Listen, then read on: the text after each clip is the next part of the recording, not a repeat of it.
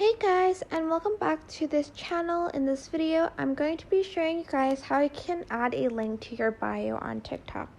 So select the profile button on the bottom right corner and select edit profile. You are just going to scroll down, and under website, you're just going to press add your website. So not under website, I mean on the website tab, you're just going to select that. And then after that, you are just going to type in your website. So I'm just going to do that. And you're just going to press save. After that, you're just going to go back and you can now press the link on your bio.